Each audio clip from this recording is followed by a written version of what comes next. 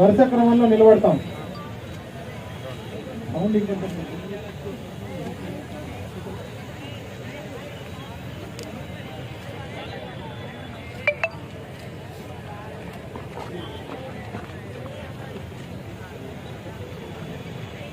भारत एक भारत, भारत माता की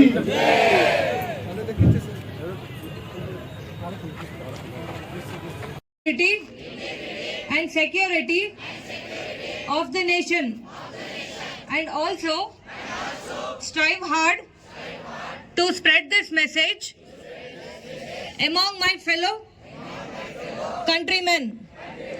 I take this pledge. కట్టాలి అంత చిన్న చిన్న అందరికి సెపరేట్ గా ఆజాదీ కావాలి. నిజాం చెప్తే నాకు సెపరేట్ హైదరాబాద్ కావాలి.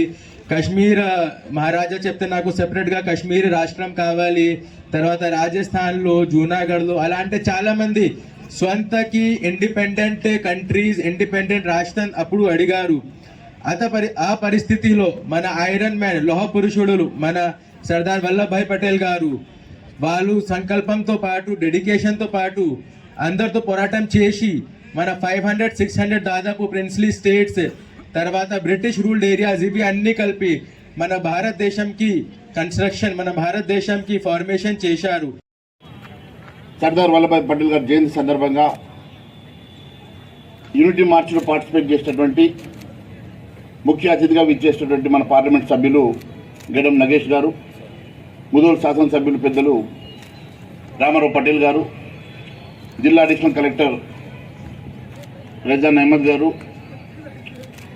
ఆర్డీఓ గారు, డివైఎస్ఓ గారు, మాజీ శాసనసభ్యులు నల్ల ఇంద్రకరణ్ రెడ్డి గారు, మాజీ జిల్లా పరిషత్ చైర్మన్ సత్యనారాయణ గౌడ్ గారు, మున్సిపల్ కమిషనర్ గారు, జిల్లా అధ్యక్షులు రితేష్ రాథోడ్ గారు, రామ్నాథ్ గారు, మేడ్సం రాజు గారు, ఇక్కడ విచ్చేసినటువంటి చిన్నారులందరికీ, నాతో పాటు విచ్చేసినటువంటి నా మిత్రులందరికీ కూడా పేరు పేరున నమస్కారం తెలియజేస్తాను.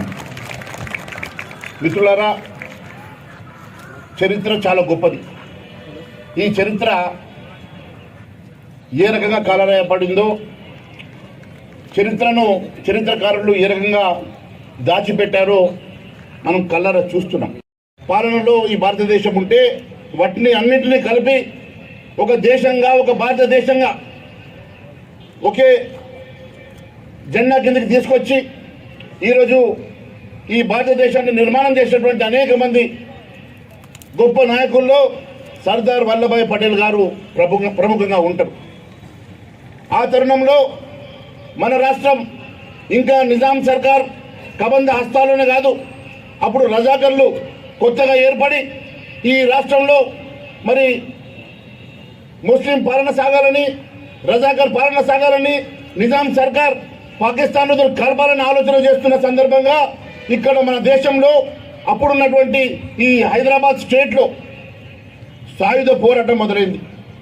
నిజాంకి వ్యతిరేకంగా జరిగినటువంటి సాయుధ పోరాటంలో అనేక మంది మన వాళ్ళు ఆ తుపాకీ బలైపోయి, నిజాం నిరంకుశ పాలనలో బలైపోయి ఈ రాష్ట్ర స్వతంత్రం కోసం అనేక పోరాటాలు చేశారు.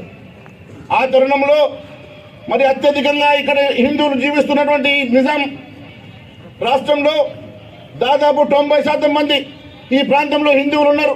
దీన్ని పాకిస్తాన్లో కలపడానికి వీల్లేదని చెప్పి ఇది ఖచ్చితంగా ఇక్కడ పోలింగ్ జరగాలి, వీరి అభిప్రాయ ప్రకారం ఇది భారతదేశంలో కలవాలని సర్దార్ వల్లభాయ్ పటేల్ గారు నిజాంని ఒప్పిస్తే ఒప్పుకోకుంటే పోలీస్ యాక్షన్ ద్వారా ఈ రాష్ట్రం చుట్టూ మిలిటరీ